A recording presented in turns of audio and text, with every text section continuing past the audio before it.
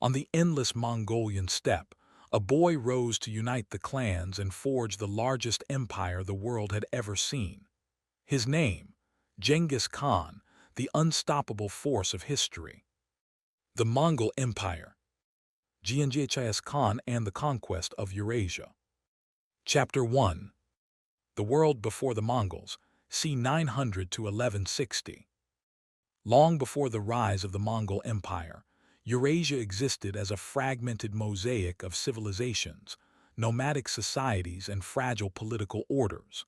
The world was not prepared, structurally, militarily, or psychologically, for the force that would emerge from the heart of the steppe in the late 12th century. To understand the Mongol explosion, one must first understand the world it shattered. The Eurasian balance of power. By the 10th century, Eurasia was divided into several major civilizational zones. In East Asia, Chinese dynasties governed through bureaucracy, Confucian ideology, and agricultural taxation. In the Islamic world, Persianate empires blended administrative sophistication with religious legitimacy. Europe remained decentralized, feudal, and internally divided. Between these settled worlds stretched the vast steppe corridor, a continuous belt of grassland running from Hungary to Manchuria. This steppe corridor had always been a source of instability.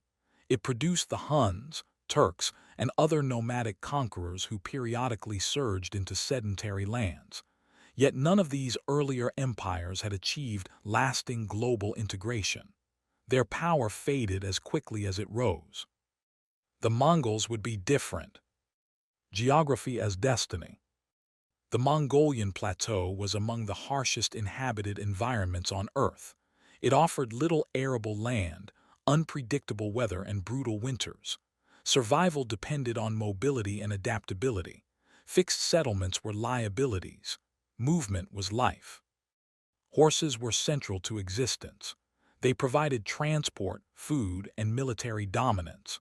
A Mongol warrior could travel extraordinary distances without supply lines, living off animals and the land itself.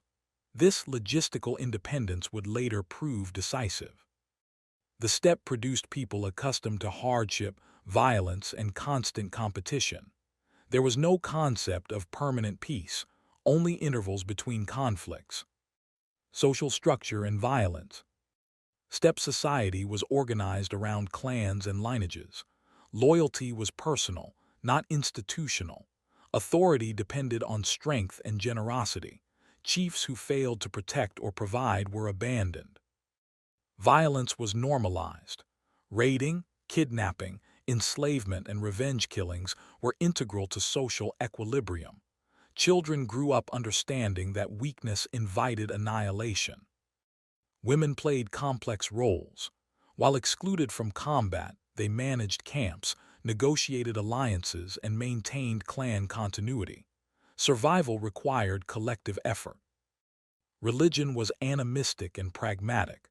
Tengri, the eternal blue sky, was not a moral deity but a cosmic force. Success signified divine favor. Failure signified abandonment. Fragmentation of the steppe. By the 12th century, the Mongolian steppe was divided among rival tribal confederations: Tatars, Karait, Naimans, Merkits, and Mongols. No single group dominated. Feuds spanned generations. External powers exploited this fragmentation. Chinese dynasties subsidized rival clans to prevent unification. Divide and rule kept the steppe unstable. This equilibrium would not last. Birth into disorder. Around 1162, a child named Temujin was born near the Anan River. His birth carried no prophecy. His family was marginal, his future uncertain. Yet the circumstances of his upbringing, betrayal, hunger, violence, and abandonment, would forge a leader unlike any before. His father, Yesuje, was poisoned by enemies. Temujin's family was cast out. They survived by scavenging, hunting rodents, and enduring humiliation. These years formed the core of Temujin's psychology: distrust of aristocracy, belief in earned loyalty, and acceptance of ruthless necessity. Slavery and awakening. Captured as a youth, Temujin was enslaved and publicly humiliated. His escape required ingenuity and the assistance of low-status individuals, men society deemed insignificant. This experience permanently altered his worldview. He learned that loyalty was not inherited, it was chosen. This belief would later dismantle steppe aristocracy. The seeds of revolution. As Temujin matured, he began gathering followers, outcasts, former slaves, and displaced families. He rewarded loyalty absolutely and punished betrayal without mercy. He did not yet seek empire, he sought security. But the methods he developed would prove scalable. By the late 1180s, Temujin was no longer merely surviving, he was organizing. The storm was forming. Chapter 2. Temujin and the War for the Steppe, c. 1180 to 1206. The transformation of Temujin from an abandoned outcast into Genghis Khan, ruler of all the Mongols, was neither sudden nor inevitable. It was the result of prolonged civil war, ideological conflict, and relentless adaptation. This period, often compressed or romanticized in popular histories, was in reality one of the most violent and formative phases in the making of the Mongol Empire. It was here, amid betrayal and bloodshed, that the foundations of Mongol imperial power were laid. Return to society and the politics of survival. By the late 1170s and early 1180s, Temujin had re-entered steppe society, though on its margins. His marriage to Bert of the Anjurat tribe provided him with a fragile but critical alliance. Bert's family offered material support, livestock, and, more importantly, political legitimacy. In steppe culture, marriage was diplomacy. Yet Temujin's position remained precarious. He possessed no large following, no inherited authority, and no guarantee of protection. Every alliance was conditional. Every relationship could dissolve under pressure. The kidnapping of Bert by the Merkit tribe was therefore not merely a personal tragedy, it was a political test. Failure to respond would permanently mark Temujin as weak. Success would announce his return as a man capable of action. Coalition warfare and the rescue of Bert. To retrieve Bert, Temujin assembled an alliance that reflected both necessity and opportunity. He appealed to Jamaka, his childhood companion and sworn blood brother, whose aristocratic status commanded respect. He also sought aid from Togrul, Khan of the Karait, an influential leader who had once been allied with Temujin's father. The resulting coalition defeated the Merkits decisively. Bert was recovered, and Temujin's reputation was restored. Yet this victory concealed structural tensions. Jamaka represented the traditional steppe elite, confident in noble lineage and hereditary right. Temujin represented something new, leadership derived from action, loyalty, and reward. For the moment, these visions coexisted, but they were incompatible. Diverging paths, Temujin and Jamaka. After the Merkit campaign, Temujin and Jamaka separated. Jamaka gravitated toward the aristocracy, consolidating support among noble clans. Temujin attracted followers from the margins, former slaves, displaced families, minor clans, and men with little to lose. This divergence was ideological as much as political.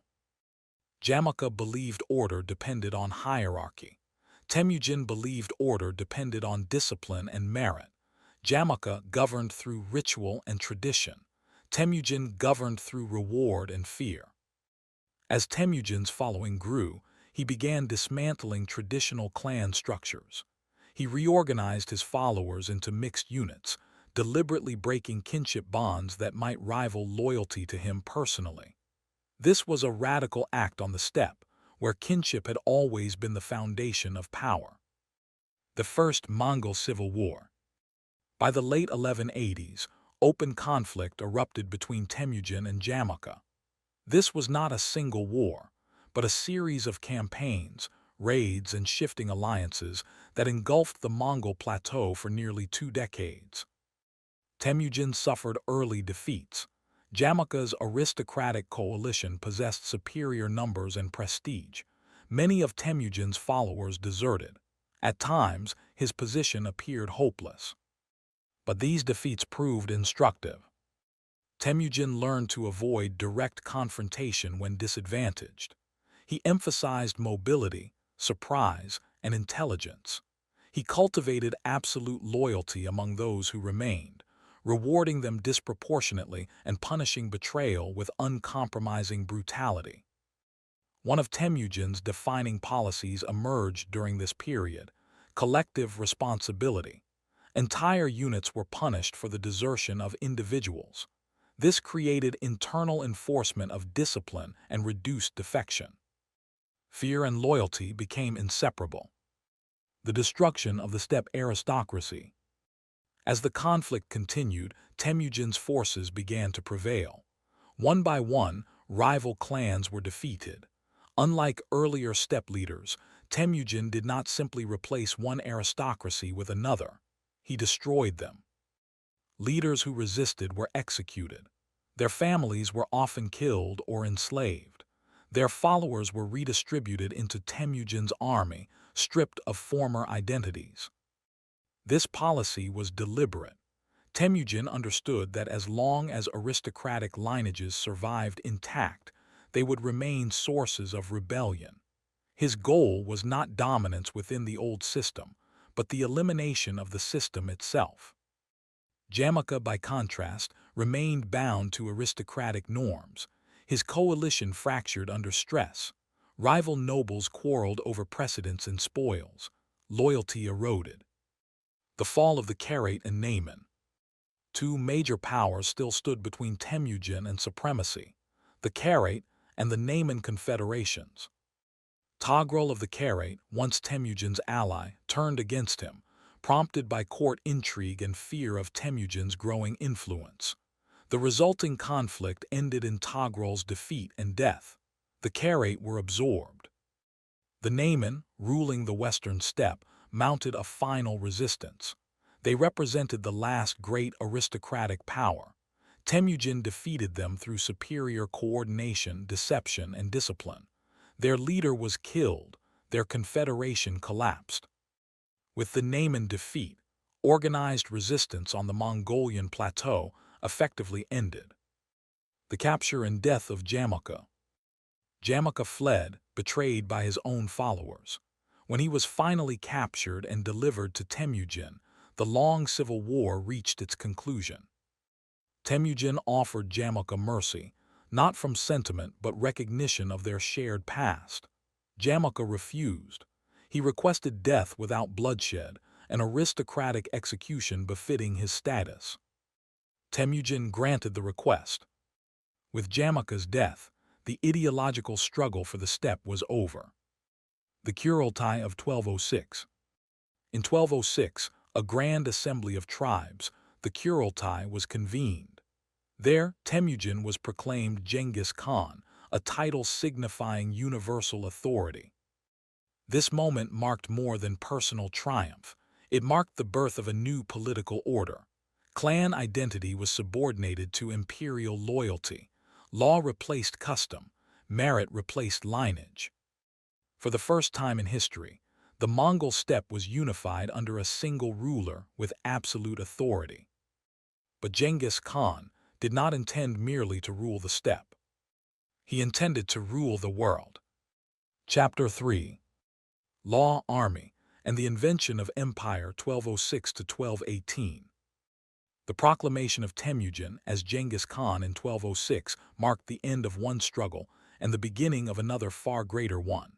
Unification of the Mongol tribes was unprecedented, but it was also fragile. Steppe confederations had risen before and collapsed just as quickly. Genghis Khan understood this historical pattern better than anyone. Victory on the battlefield meant nothing without a system capable of sustaining power across generations, distances, and cultures. What followed was one of the most remarkable state-building efforts in human history, carried out not by scholars or bureaucrats, but by a former outcast forged in violence. From tribal confederation to imperial state. The first priority of the new Khan was eliminating the possibility of regression. Tribal loyalties had nearly destroyed him during the civil wars. They would not be allowed to threaten the empire. Genghis Khan formally abolished the old clan structure as a political unit. People were reassigned into military administrative groupings that deliberately mixed clans, families, and former enemies. This made rebellion extraordinarily difficult. No unit shared a single lineage that could act collectively against him. This was revolutionary. Steppe society had always been built on kinship. Genghis Khan replaced blood with command. The Yasa, law as a weapon. To bind this new order together, Genghis Khan introduced a legal system known as the Yasa. While later generations mythologized it, its purpose was brutally practical: obedience, unity, and predictability. The Yasa regulated every aspect of life relevant to imperial survival. Desertion was punishable by death. Theft of livestock was a capital crime. Disobedience to commanders carried execution. Harboring fugitives was forbidden. Collective punishment ensured internal discipline. Yet the law was not purely repressive. It enforced religious tolerance, a policy unheard of in most contemporary states. Buddhists, Muslims, Christians, and shamans were all protected, provided they obeyed imperial authority. This prevented religious resistance and encouraged cooperation from conquered peoples. The Yasa also protected messengers, diplomats, and merchants. Trade was not merely tolerated, it was actively encouraged. Genghis Khan understood that commerce was the bloodstream of empire. Law, terror, and pragmatism were fused into a single system. Building the Mongol army. The Mongol army was not simply a collection of horsemen. It was a professionally organized force with standardized command, discipline, and doctrine. The decimal system, units of 10, 100, 1,000, and 10,000, allowed precise control. Commanders were appointed based on ability. Noble birth carried no inherent privilege. Every soldier was trained as a mounted archer, a light cavalryman, a raider and scout. Each warrior maintained multiple horses, allowing Mongol armies to travel extraordinary distances without supply trains. Speed became strategy. Training emphasized coordination, not heroics. Battles were won through maneuver, encirclement, and exhaustion of the enemy, not frontal assault.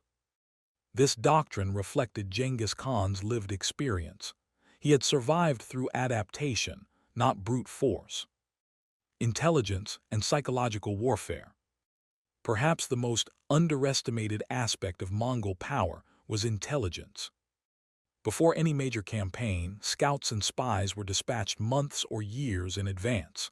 They mapped terrain, identified political divisions, evaluated leadership competence, and assessed morale. Merchants doubled as informants. Captives were interrogated, not immediately killed. When armies advanced, they carried not just weapons but information. Equally important was reputation. Genghis Khan cultivated fear deliberately. Cities that resisted were annihilated. Cities that surrendered were spared. This policy spread faster than armies could march. Many towns opened their gates without a fight. Violence was selective, but its memory was universal. The first external target, Western Xia. The Tangut Kingdom of Western Xia lay to the southwest of Mongolia, controlling key trade routes. It was wealthy, fortified, and dependent on cities, making it an ideal testing ground. Initial Mongol attacks revealed a weakness: they lacked siege capability.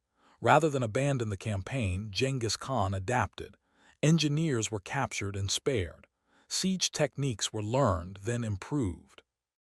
Western Xia was forced into submission, agreeing to tribute and military support. More importantly, the Mongols learned how to break walls. Turning toward the Jin dynasty. The Jin dynasty of northern China had long manipulated steppe politics, supporting rival tribes to prevent unification. Now, that policy returned to destroy them. In 1211, Mongol forces invaded Jin territory. They avoided strong fortresses, struck supply lines, and defeated armies far larger than their own. Mongol mobility rendered Jin defenses obsolete. By 1215, the Jin capital Zhengdu, modern Beijing, fell. The psychological impact was immense. A nomadic power had shattered one of East Asia's great states. Refugees fled south. Jin authority fractured. The Mongol Empire had crossed a threshold. It was no longer a steppe power, it was a continental force. Diplomacy before disaster. Despite this success, Genghis Khan did not seek endless war. He pursued trade with the Islamic world to the west. A vast empire, he believed, required economic integration. This decision led directly to the most catastrophic war of his reign. Beyond Mongolia lay the Khwarezmian Empire, rich, powerful, and arrogant, and soon fatally provoked. Chapter 4. The Khwarezmian Cataclysm and the Expansion of Terror, 1218 to 1223. The war against the Khwarezmian Empire stands as one of the most consequential and destructive campaigns in human history. It transformed the Mongol Empire from a dominant regional power into a force of global consequence. It also fixed the Mongols' reputation, rightly or wrongly, as agents of annihilation. To understand this war is to understand the logic, limits, and psychology of Mongol conquest. Trade, diplomacy, and fatal arrogance. By 1218, Genghis Khan ruled an empire stretching from Manchuria to Central Asia. He sought stability on his western frontier, not immediate conquest. The Khwarezmian Empire, ruled by Shah Muhammad II, controlled vast territories encompassing modern Iran, Uzbekistan, Turkmenistan, and parts of Afghanistan. It sat astride critical Silk Road routes and commanded immense wealth. Genghis Khan initiated contact peacefully. A caravan of Mongol merchants was dispatched to trade. The governor of Otrar accused them of espionage, arrested them, and confiscated their goods. When Genghis Khan sent envoys demanding justice, the Shah ordered their execution. In steppe culture, killing envoys was an unforgivable crime. It was not merely insult, it was existential defiance. At this moment, war became inevitable. Planning the impossible. Rather than launching a single invasion force, Genghis Khan devised a campaign of unprecedented complexity. Mongol armies would strike simultaneously across vast distances, crossing deserts believed impassable and attacking from unexpected directions. This required extraordinary coordination, discipline, and intelligence. Scouts had already mapped routes, water sources, and city defenses. The Khwarezmians, by contrast, were divided, overconfident, and strategically blind. The Mongols advanced in multiple columns, spreading confusion and panic. Khwarezmian forces failed to concentrate. Cities were isolated and overwhelmed one by one. The destruction of cities. The fall of Bukhara marked the beginning of systematic devastation. After breaching the city, Genghis Khan reportedly addressed its inhabitants, declaring himself the punishment of God. Whether apocryphal or not, the message was clear: resistance would be annihilated. Samarkand, one of the Islamic world's great cities, fell soon after.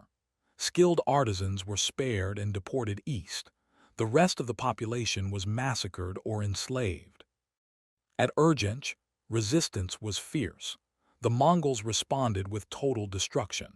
Contemporary sources describe mass executions on a scale that defies easy comprehension. Entire regions were depopulated. This violence was not uncontrolled rage, it was policy. Terrorist strategy. Genghis Khan understood that cities were not merely military targets, they were psychological ones. News of destruction spread faster than armies. Fear dissolved resistance before battles were fought. Cities that surrendered were spared. Cities that resisted ceased to exist. This binary choice, submission or annihilation, became a defining feature of Mongol warfare. Collapse of the Khwarezmian state. Shah Muhammad II fled rather than face battle, retreating across his empire as it disintegrated behind him. His authority evaporated. Governors defected or were killed. Resistance became fragmented and futile. The Shah died in exile, broken and powerless. The Khwarezmian Empire vanished in less than 2 years. Into the Caucasus and the steppe.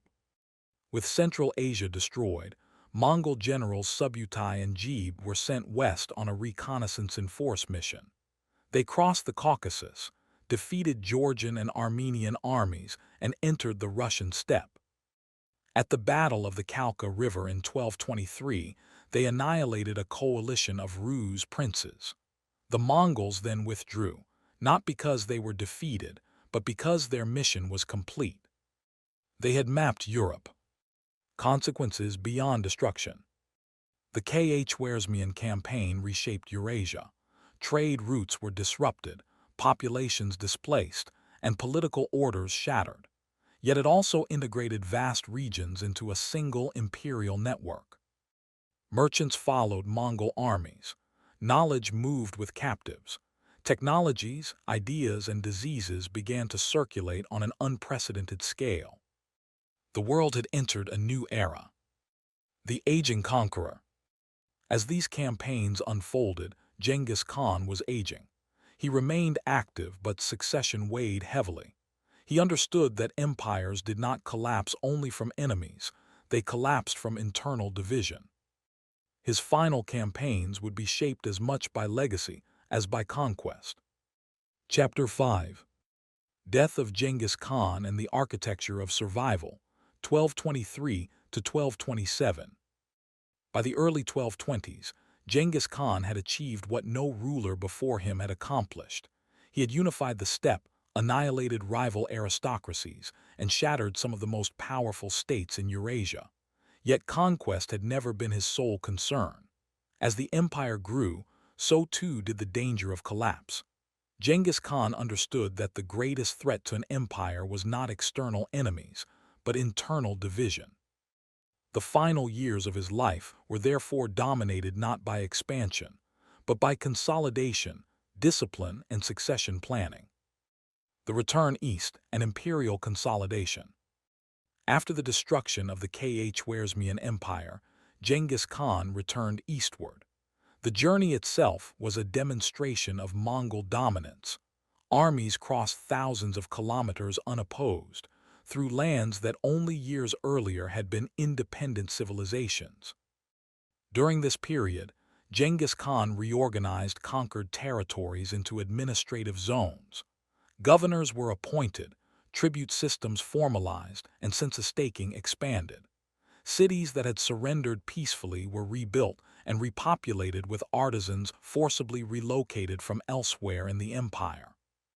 The Mongol approach to governance was stark but effective. The empire did not seek cultural assimilation. It sought obedience, taxation, and stability. As long as those conditions were met, local customs were tolerated. The succession question.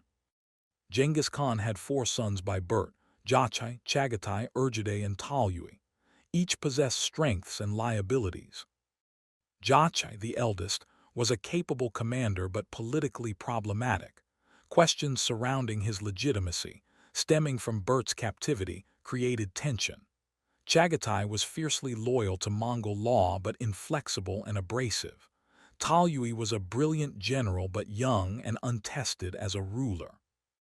Urjadai emerged as the compromise candidate. He lacked his father's ferocity but possessed moderation, generosity, and administrative instinct. Genghis Khan valued stability over brilliance. He designated Urjadai as his successor, a decision intended to prevent civil war. This choice would shape the empire's future. Final campaign against Western Xia. Western Xia, the Tangut state subdued earlier, chose this moment to rebel. For Genghis Khan, rebellion was intolerable. Despite advancing age and declining health, he personally led the campaign. The response was annihilatory. Western Xia's cities were destroyed, its ruling elite exterminated, and its population dispersed. The state ceased to exist. This was not vengeance alone. It was a warning. Rebellion would erase memory itself. Death and secrecy. In 1227, during the campaign, Genghis Khan died. Accounts differ: injury, illness, or complications from a fall, but the details mattered less than the response. His death was kept secret. The campaign continued. Orders were issued in his name. Only after victory was secured was the truth revealed. Genghis Khan was buried in an unmarked grave in accordance with steppe tradition. No monument, no inscription, no tomb. His empire was his memorial. At his death, the Mongol Empire stretched from the Pacific coast to the edges of Eastern Europe, but its survival depended entirely on what came next. Chapter 6. Urgide Khan and the Zenith of Mongol Power, 1229 to 1241. When Urgide Khan ascended as Great Khan in 1229, the Mongol Empire stood at a crossroads. It was already the largest contiguous land empire in human history, yet it remained fragile. Conquest had been driven by the singular authority of Genghis Khan. The challenge now was whether that momentum could survive without him. Urgide's reign would answer that question decisively. Unlike his father, Urgide was not driven by personal vengeance or revolutionary ambition. He was a system builder. Where Genghis Khan had forged the weapon, Urgide learned how to wield it at scale. Consolidation of imperial authority. Urgide's first priority was legitimacy. Steppe politics demanded consensus, and the Kurultai that confirmed his rule was carefully managed. Rival brothers were appeased with territory and command. The unity of the Borjigin clan was preserved, temporarily. Once authority was secured, Urgide moved quickly to institutionalize governance. The empire was divided into administrative regions, each overseen by governors responsible for taxation, conscription, and order.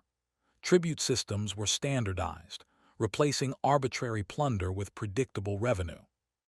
This transition was revolutionary. Nomadic empires had traditionally collapsed once conquest slowed. Urgide ensured the Mongol Empire could sustain itself indefinitely. Karakoram and the birth of a capital.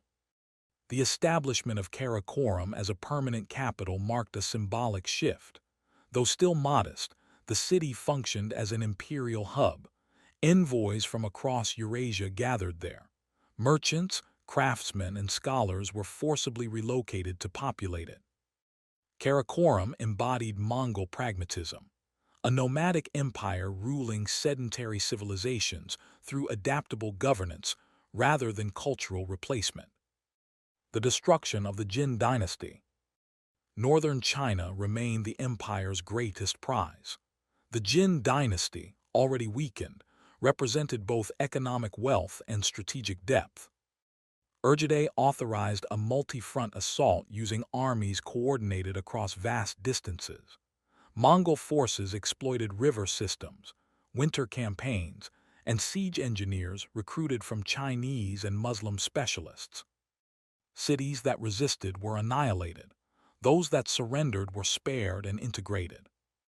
In 1234, the Jin dynasty collapsed entirely. This victory transformed the Mongol Empire. Control of northern China meant access to millions of subjects, agricultural surplus, and sophisticated bureaucracy. The Mongols were no longer merely conquerors. They were rulers of civilizations older than their own. Reform of the military system. Urgide refined the Mongol military into a permanent imperial force. Units were rotated, commanders reassigned, and intelligence networks expanded. Reconnaissance preceded every campaign. No enemy was approached blindly. Logistics became central. Supply depots, remount stations, and communication relays ensured armies could operate thousands of kilometers from the steppe. This was not chaos, it was industrialized warfare. The Western campaigns begin. The most audacious decision of Urgeday's reign was the authorization of the Western invasion. Europe, fragmented and complacent, was chosen as the next frontier. Command was given to Badu Khan, with Subutai as chief strategist. This pairing combined dynastic authority with unmatched tactical brilliance. The campaign unfolded with chilling precision. Russia's destruction. Russian principalities were divided, politically weak and militarily outdated. Mongol forces advanced in winter, exploiting frozen rivers as highways. Cities fell one by one. Resistance was met with total annihilation. Kiev, the spiritual heart of Rus, was destroyed in 1240. Its population was massacred. Its buildings were reduced to ruins. The psychological impact was devastating. Survivors spread terror ahead of the advancing armies. Europe confronts the Mongols. Poland and Hungary mobilized hastily. European commanders underestimated the enemy, assuming nomadic horsemen would collapse under heavy cavalry charges. They were wrong. At Legnica and Mohi, Mongol forces executed textbook encirclements, feigned retreats, and coordinated multi-axis attacks. European armies were annihilated. Knights died without ever reaching their enemy. A continent spared by death. By late 1241, Europe lay open. Vienna was within reach. The Holy Roman Empire stood exposed. Then, unexpectedly, the advance ceased. Urgeday Khan had died. According to Mongol law, all princes were required to return east to determine succession. The invasion halted, not due to resistance but obligation. Europe survived by chance. Chapter 7. Succession, System, and the Fragile Peace of the Pax Mongolica, 1241 to 1260. The Mongol Empire did not fracture with a single blow. It unraveled slowly, almost imperceptibly, beneath the surface of unprecedented global dominance. The period following Urgeday Khan's death in 1241 is often summarized as a pause between conquests, a moment of internal adjustment. In reality, it was the most decisive era in Mongol history, a time when the empire either had to transform into a permanent world system or collapse under its own weight. For nearly 2 decades, the Mongol world existed in a state of suspended violence. The problem of succession.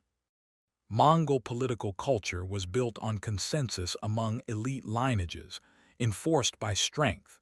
This system worked as long as authority was uncontested. Urgeday's death exposed its limitations. There was no automatic succession. Every death of a great Khan reopened the question of legitimacy.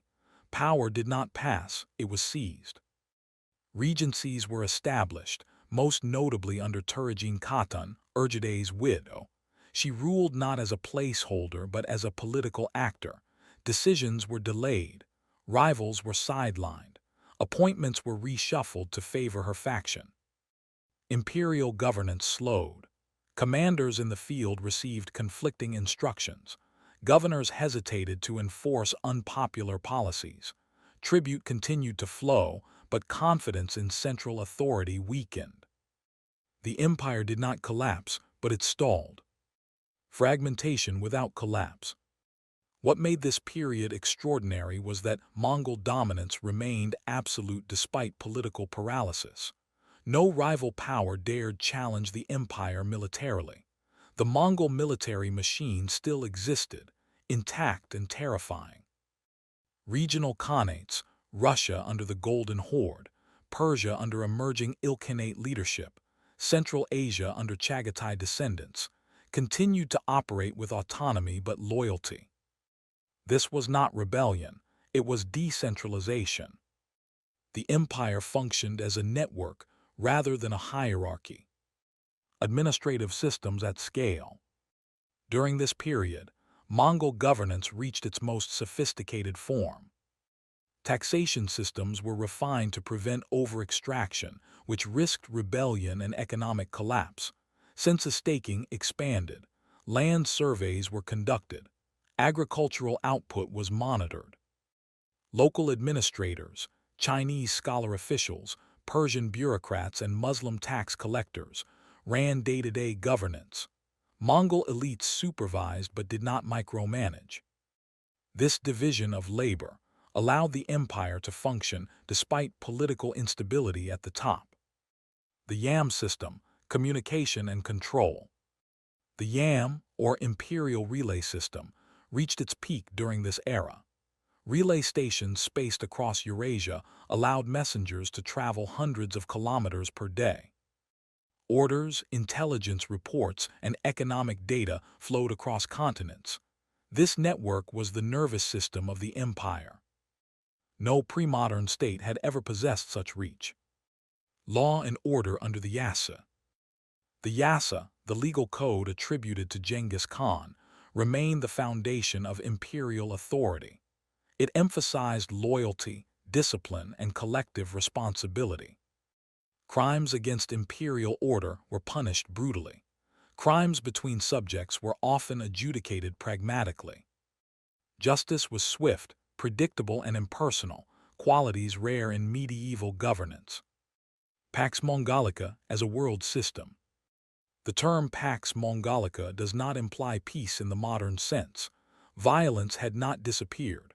What changed was predictability. Banditry declined. Trade routes stabilized. Merchants traveled without armed escorts across thousands of kilometers.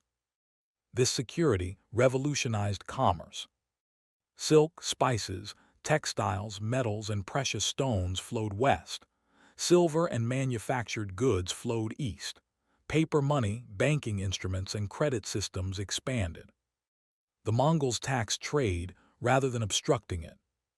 Cultural exchange and knowledge transfer.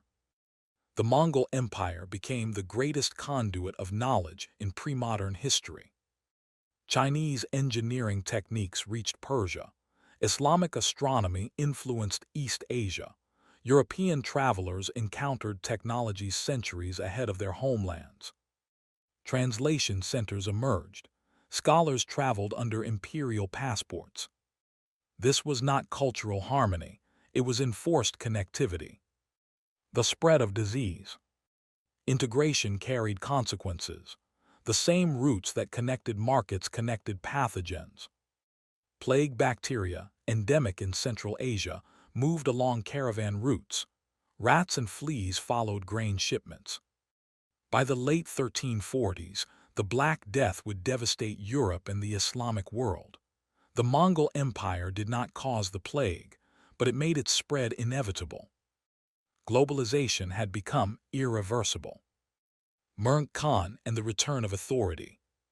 In 1251, Mongol Khan emerged victorious from years of political struggle. His rise marked the end of regency politics and the reassertion of centralized rule. Mongol ruled decisively and brutally. Rival claimants were executed. Disloyal administrators were purged. Tax abuses were corrected through investigation and punishment. He restored discipline. The turning point. Yet Mongol's reign also marked a transition. The age of unlimited expansion was over. Geography, logistics, and internal politics imposed limits. The empire had become too large to function as a single conquering force. What followed would not be unification, but transformation. The Mongol Empire had conquered the world. Now it had to live in it. Chapter 8. Kublai Khan and the Transformation of Conquest into Empire, 1260 to 1294. When Kublai Khan rose to power, the Mongol Empire stood at a decisive threshold. It had conquered more land than any empire before it, yet conquest alone could no longer sustain cohesion. The steppe-borne system that had carried Mongol armies across continents now strained under the weight of governance, population, and complexity. Kublai Khan would not merely rule the empire. He would redefine what it meant to be Mongol. The rise of Kublai Khan. Kublai was not raised solely as a warrior of the steppe. From a young age, he was exposed to Chinese scholars, administrators, and political philosophy. Unlike many of his relatives, he understood sedentary civilization not as a weakness to exploit, but as a system to harness. When Mongol Khan died in 1259 during a campaign in southern China, the empire once again faced a succession crisis. Kublai and his younger brother Erik Burke both claimed the title of Great Khan. What followed was a civil war that revealed how far the empire had drifted from its origins. Civil War, steppe versus state. Erik Burke represented the traditional Mongol elite, nomadic, conservative, and hostile to Sinicization. His power base lay in the Mongolian heartland. Kublai, by contrast, drew support from China, administrative elites, and generals who understood that the empire's future depended on stable governance. The conflict was not merely personal, it was ideological. After years of maneuvering, starvation tactics, and political attrition, Kublai emerged victorious in 1264. Erik Burke surrendered and later died in captivity. The unity of the empire, however, was permanently damaged. Founding the Yuan dynasty. Kublai Khan made a decision unprecedented in Mongol history. He declared himself Emperor of China and founded the Yuan dynasty. This act transformed the Mongol state in East Asia from a conquering regime into a dynastic empire. Kublai adopted Chinese imperial titles, court rituals, and administrative structures. The capital was moved to Dadu, modern Beijing, a city built to project authority and permanence. This was a deliberate break from the past. To the Mongols of the steppe, Kublai's actions bordered on betrayal. To the Chinese elite, they were a necessary compromise. Governing a civilization. China posed challenges no steppe empire had ever faced. Its population dwarfed that of the Mongols. Its economy depended on agriculture, irrigation, taxation, and bureaucracy. Kublai retained Mongols as a ruling elite, placing them above Chinese subjects in a rigid social hierarchy. Central Asians occupied intermediary roles.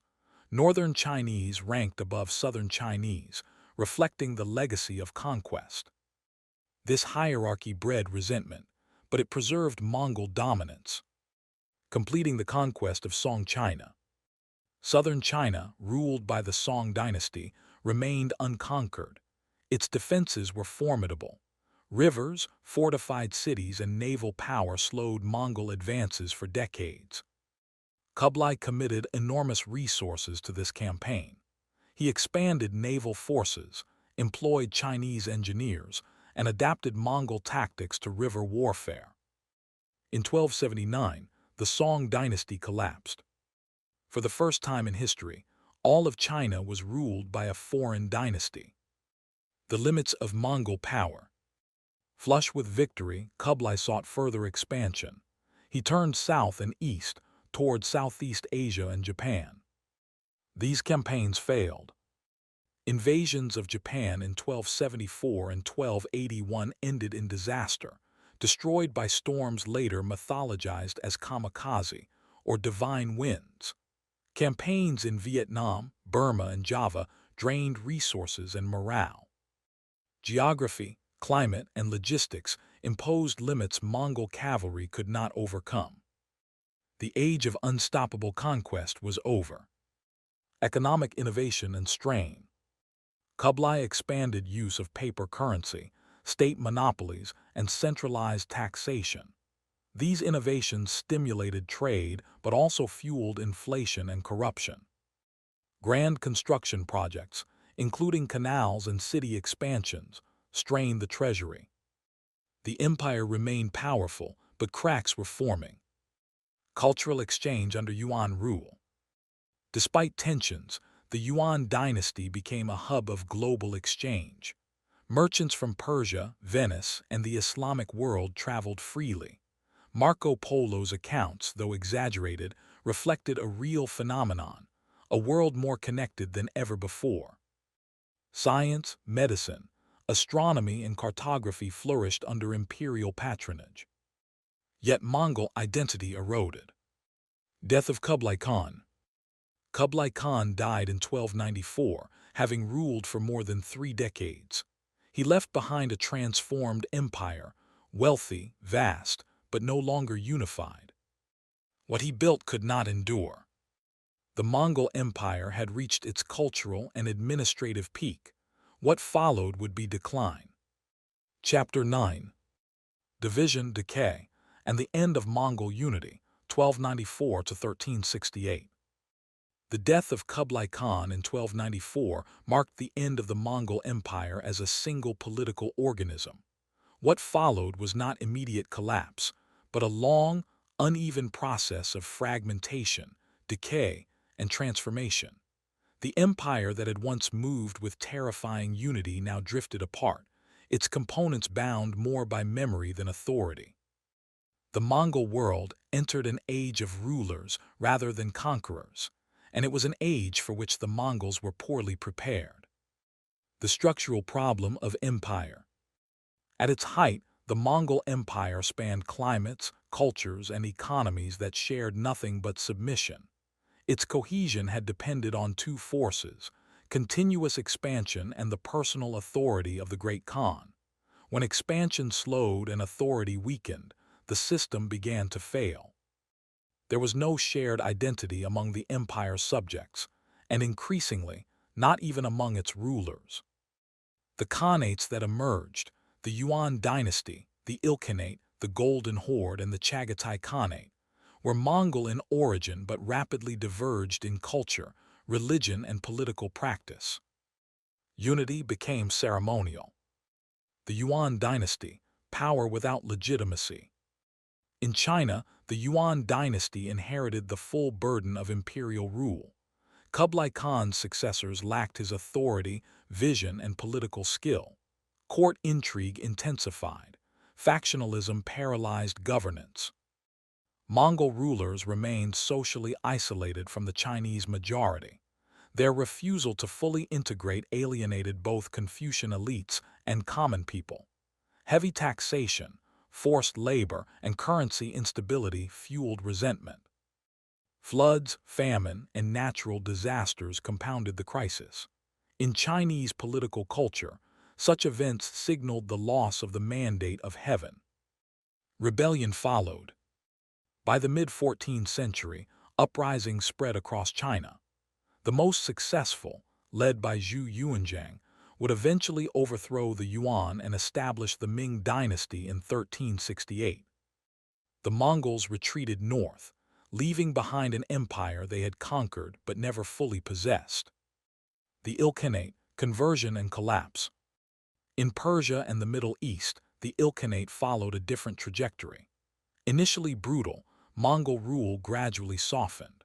The destruction of Baghdad in 1258 had eliminated the Abbasid Caliphate, but Mongol rulers soon realized that governance required cooperation with Islamic elites. Conversion changed everything. By the late 13th century, Ilkhanid rulers converted to Islam. Mongol identity blended with Persian culture. Administration, art, architecture, and scholarship flourished. Yet this integration weakened ties to the broader Mongol world. Succession disputes, economic strain, and external pressures, particularly from rising powers in Anatolia, undermined stability. By the mid-14th century, the Ilkhanate disintegrated into smaller states. The Golden Horde, domination without assimilation. In the Russian lands, the Golden Horde maintained dominance through tribute rather than direct rule. Mongol armies rarely occupied cities permanently. Instead, they controlled princes, extracted wealth, and punished defiance ruthlessly. This indirect system proved effective for over a century. But over time, Russian principalities, especially Moscow, learned to manipulate Mongol politics, playing rival khans against each other. Tribute became negotiable. Authority eroded. The Golden Horde, increasingly divided and economically strained, lost its grip. Russian power rose within the shadow of Mongol rule. The conquerors had unintentionally trained their successors. The Chagatai Khanate, fragmentation of the steppe. In Central Asia, the Chagatai Khanate struggled with internal divisions from the beginning. Tensions between nomadic traditions and sedentary governance proved especially destructive. Frequent succession disputes, economic decline, and regional rebellions weakened authority. Islam spread among Mongol elites, reshaping cultural identity. By the late 14th century, the Khanate fractured beyond repair. Cultural assimilation and identity loss. Across the former empire, Mongol elites adopted local languages, religions, and customs.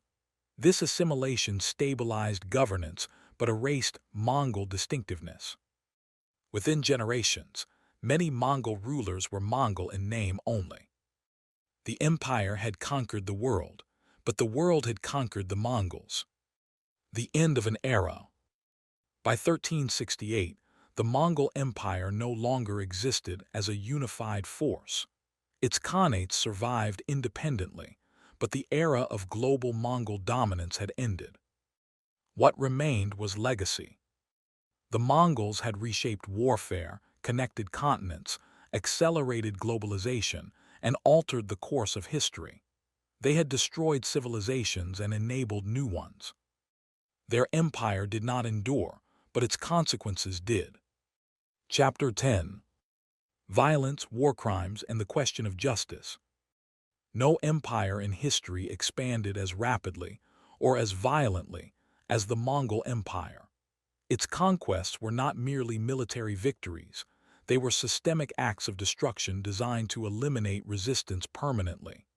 To understand the Mongol legacy honestly, one must confront the scale and intent of its violence and the absence of any contemporary framework for justice. The Mongols did not wage war as Europeans or Islamic states understood it. They practiced total war centuries before the concept existed. The doctrine of terror. Mongol warfare relied on psychological domination as much as physical force. Cities were given a choice: surrender immediately or be destroyed entirely. This was not an empty threat. If resistance occurred, even briefly, the consequences were annihilatory. Populations were massacred, cities were razed, agricultural systems were destroyed. Survivors were enslaved or forcibly relocated. This strategy was not cruelty for its own sake. It was a calculated doctrine. News of destruction traveled faster than armies. Entire regions surrendered without a fight once Mongol reputations preceded them. Terror was a weapon. Scale of destruction. Estimating casualties from Mongol conquests is difficult, but conservative estimates suggest tens of millions died across Eurasia. Some regions lost the majority of their population. In Central Asia, cities such as Bukhara, Samarkand, and Urgench were devastated. In Persia, irrigation systems centuries old were destroyed, turning fertile land into desert for generations. In China, prolonged warfare caused demographic collapse. Census records show dramatic population decline during Mongol conquest periods. The destruction was not uniform, but where resistance occurred, devastation was systematic. The fall of Baghdad, 1258. The sack of Baghdad remains one of the most infamous events in medieval history. Once the intellectual center of the Islamic world, Baghdad fell to Hulagu Khan's forces after a brief siege. Libraries were destroyed, scholars were killed, the Abbasid Caliph was executed. Contemporary accounts describe rivers running black with ink and red with blood, imagery symbolic but grounded in real devastation. The destruction marked the effective end of the Islamic Golden Age in Mesopotamia. This was not collateral damage. It was deliberate elimination of a political and cultural center. Civilian targeting as strategy. Mongol warfare made little distinction between combatants and civilians. Entire populations were considered part of the enemy system.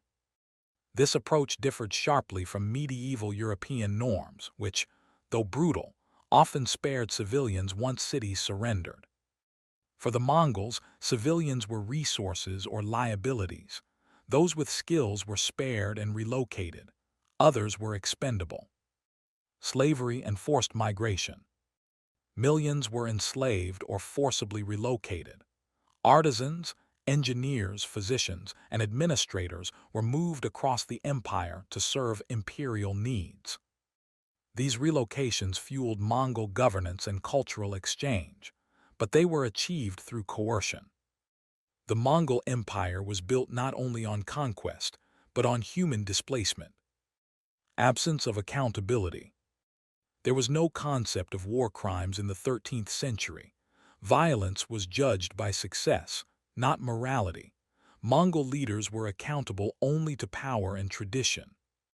Even within Mongol society, brutality was normalized. The Yasa enforced discipline ruthlessly. Disobedience was punished by death. Loyalty was absolute. Justice served order, not ethics. Contemporary perspectives. It is critical to avoid imposing modern moral frameworks onto medieval contexts. The Mongols were not uniquely violent for their time, but they were uniquely effective. Other empires committed atrocities. Few did so with such consistency and scale. To contemporaries, Mongol actions inspired terror, awe, and resignation. Resistance often seemed futile. Long-term consequences. The demographic and economic impacts of Mongol violence reshaped regions permanently. Trade routes shifted. Agricultural systems collapsed. Power vacuums emerged. Yet paradoxically, Mongol conquest also enabled connectivity, trade, and cultural exchange once violence subsided. Destruction and integration coexisted. Historical judgment. The Mongols defy simple categorization. They were not monsters detached from humanity, nor enlightened rulers misunderstood by history. They were empire builders operating with ruthless clarity in a brutal age.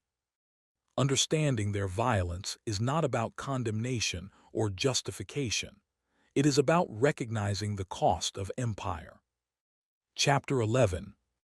Aftermath, Memory, and the World the Mongols Left Behind. The Mongol Empire did not survive intact into the modern era, yet its influence persisted long after the Khans and generals had disappeared from the steppes and cities of Eurasia. By the late 14th century, the empire had fragmented into semi-independent khanates, each with its own trajectory.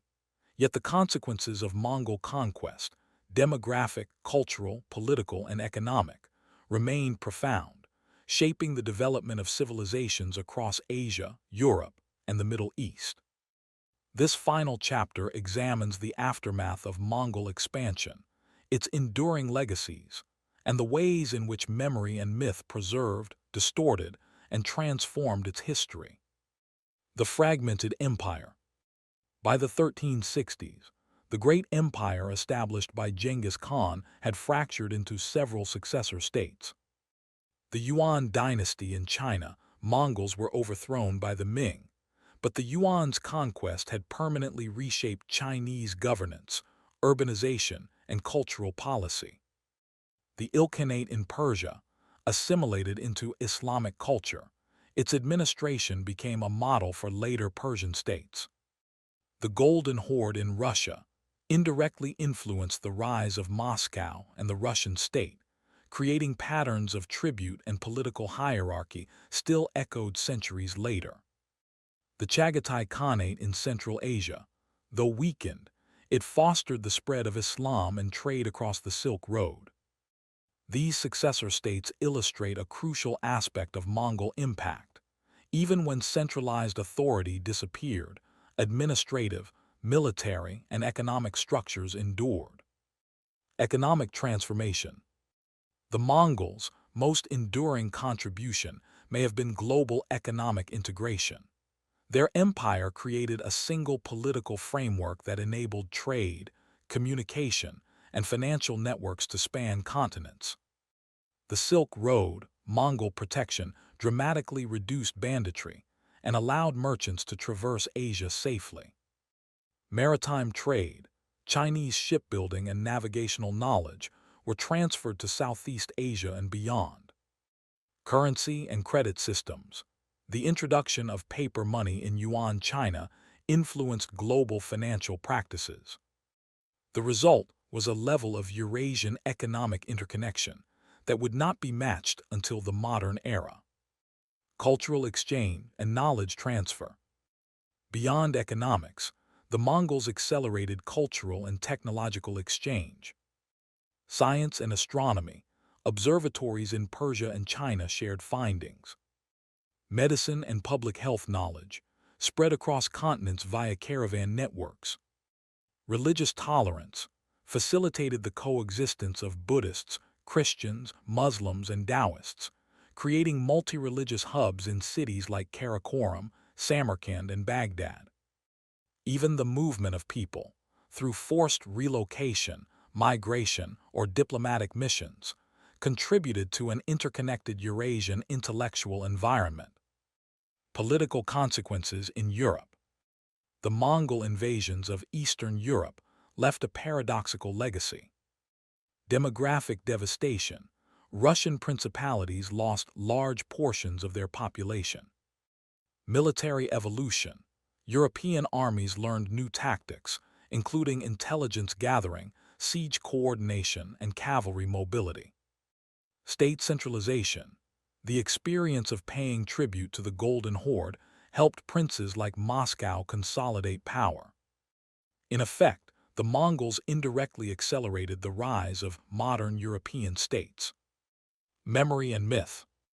The Mongols became larger-than-life figures in the collective memory of conquered peoples.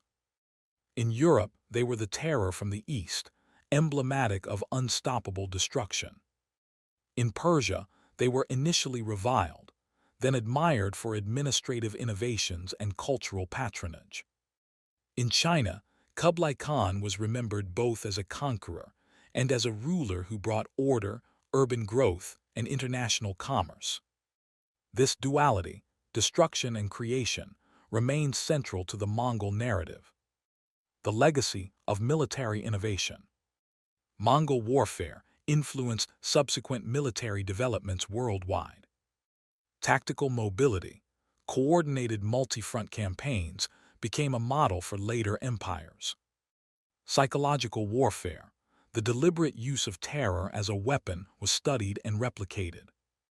Logistical organization, relay stations, supply chains, and intelligence networks prefigured modern military infrastructure. Many of the methods used by the Mongols would echo in the campaigns of Tamerlane, the Ottoman Empire, and even early modern European armies. Demographic and environmental effects. The human cost of conquest reshaped entire regions. Cities were depopulated and rebuilt with different demographics. Irrigation systems in Mesopotamia and Central Asia were destroyed and rebuilt centuries later. Migration patterns altered the ethnic and cultural composition of large areas. Even where Mongols did not rule directly, their campaigns affected political and economic landscapes for generations. Integration and the rise of globalization. Perhaps most profoundly, the Mongol Empire represents the first true globalization of the pre-modern world. Goods, ideas, and technologies moved across Eurasia at unprecedented speed. Diplomatic contacts created the earliest long-distance international networks. Forced and voluntary migration contributed to shared knowledge, languages, and urban development.